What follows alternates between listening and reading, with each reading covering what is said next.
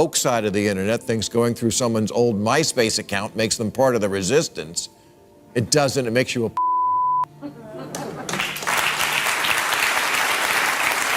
Colonel Alexander Vindman exposing the Ukraine fiasco. Noble.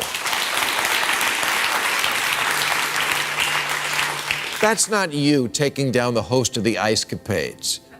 You're a loser with Wi-Fi and all the time in the world to listen to long-forgotten podcasts. You're not a journalist. You're just a creepy little rat. Go to Texas and catch a runaway embryo. Bill Maher is still marching full speed on his crusade against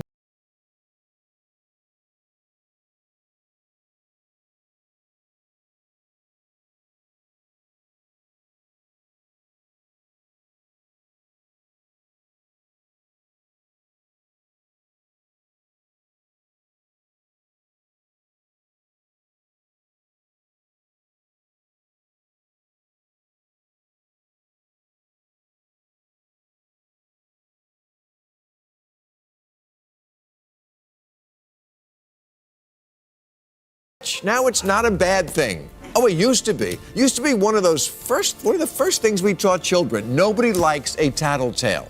But now, virtually any public accomplishment comes with the obligatory follow-up snitch story a few days later. Like what happened with that sad schmuck who was supposed to host Jeopardy. But fortunately, the honor of game shows was preserved when Squeal Team 6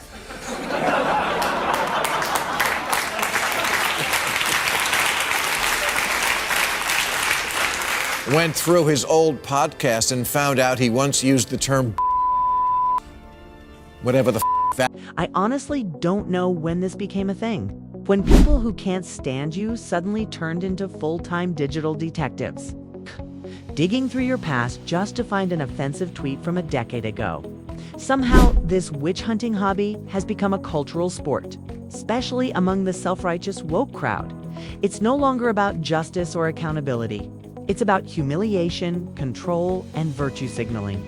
And now it's gotten so toxic that everyone's walking on eggshells. Maher isn't having it. He calls it out for what it is, pure hypocrisy wrapped in moral posturing. And trust me, his explanation is about to sting. So sit tight, let's roll the clip and watch the fireworks. Sorry, Mike, but we, the perfect people who have never made a mistake, we just can't let society be sullied by horrible people like you. Bye-bye. Fans of cable news will recognize the rising journalist Alexi McCammond, who was appointed editor of Teen Vogue, but then had to resign before her first day when some of her high school tweets suddenly became too much to bear. Tweets like, now Googling how to not wake up with swollen Asian eyes. And, you're so gay. Exactly.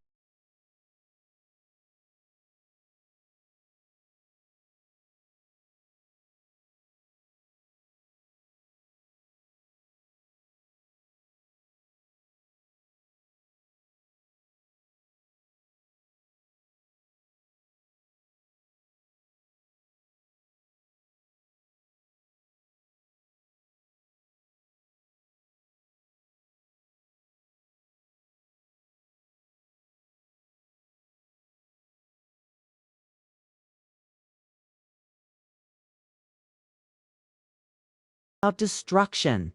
The mob doesn't just want an apology. They want a scalp. And her resignation was endorsed by the hierarchy of the magazine, including the senior social media manager, Christine Davitt. Oh no, you just ruined someone's career for no reason. Same diff. Funny end to the story, after Alexi McCammond resigned for her innocuous tweets, someone went through Christine Davitt's old high school tweets and, oops.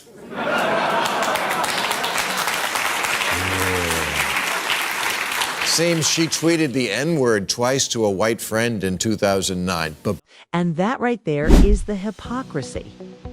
Bill Maher is tearing apart these self-righteous internet detectives, the ones who spend hours, even days combing through someone's old tweets are often the biggest hypocrites of all. Why? Because they're guilty of the same sins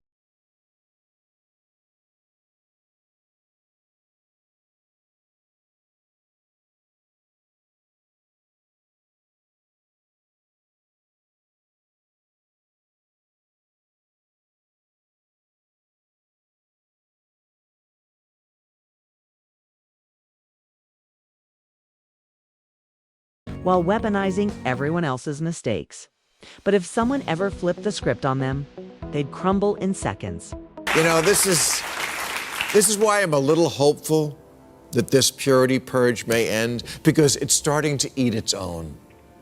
ESPN reporter Rachel Nichols was a feminist success story, but when she complained in a private telephone call about ESPN's crappy long-time record on diversity and expressed her view that she felt like she was being sacrificed by the network so they could make up for that crappy long-time record on diversity, the call was leaked and she was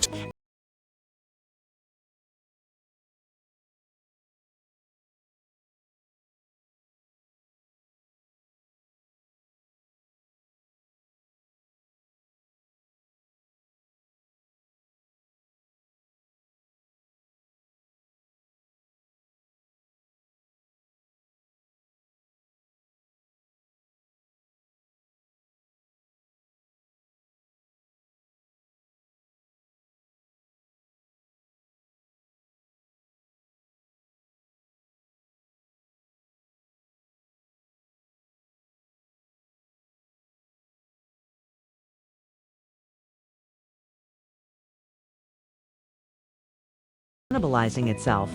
Because when you demand perfection from everyone else, you eventually choke on your own hypocrisy. in addition to the fact that a person shouldn't have to love getting fired, even if it does achieve more equity, this was a private call. Does private mean anything anymore? Apparently not. Even sadder, this love of snitching seems to be one of the few areas that is now truly bipartisan. Snitch Nation isn't about what side you're on. It's about this mindset where everyone is an amateur secret policeman and tattling is a virtue.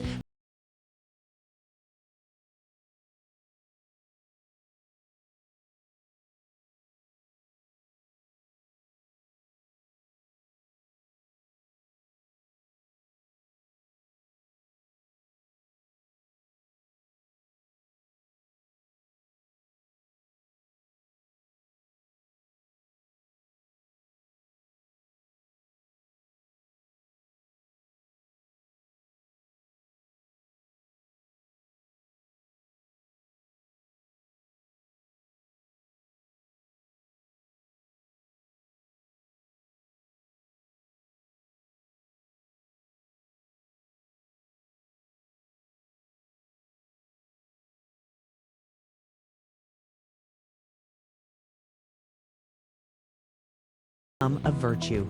The woke side of the internet thinks going through someone's old MySpace account makes them part of the resistance. It doesn't. It makes you a There's absolutely no bravery in ratting anyone out. Let's be honest, it doesn't take courage to destroy someone's life from behind a keyboard. The far left loves to believe that. By digging up old tweets or private comments from people they dislike, they're fighting some noble moral crusade. But they're not. They're just indulging in a digital blood sport. Dressed up as virtue, Bill Maher calls it exactly what it is: pathetic.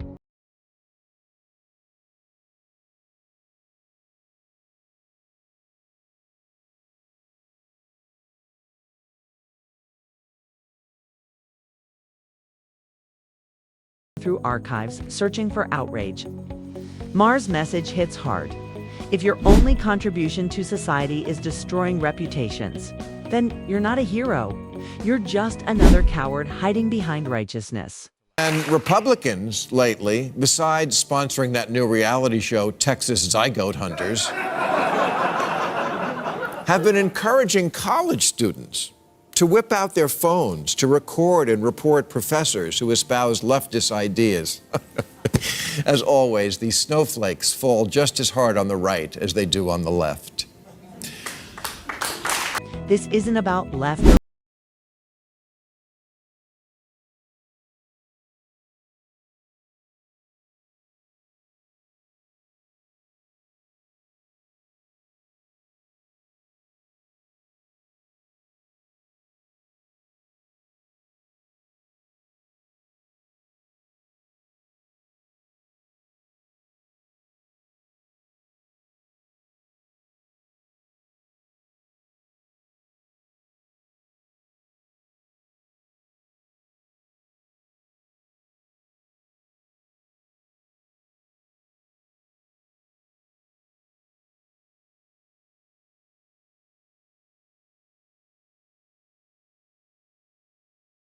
pride themselves on being safe spaces, not for professors.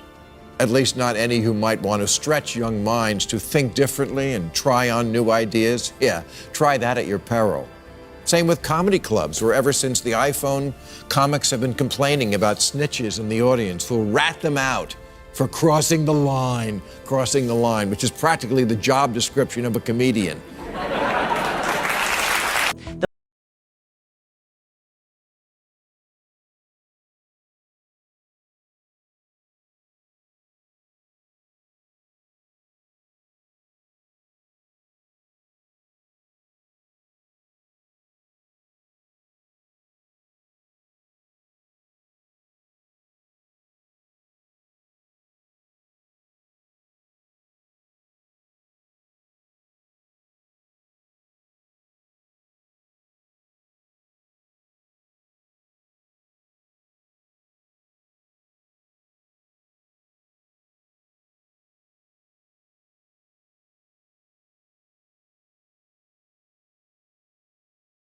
And an audience too fragile to laugh. Comics are joking constantly. Even some people who aren't comics do that.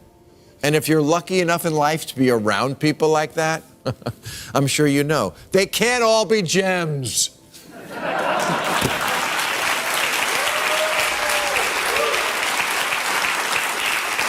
Sometimes you get the twisties, and the joke doesn't land just right.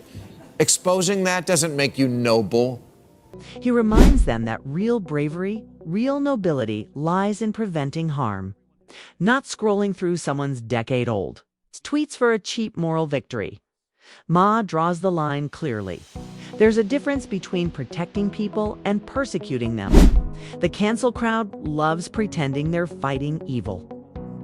But all they're really doing is hunting down imperfect humans.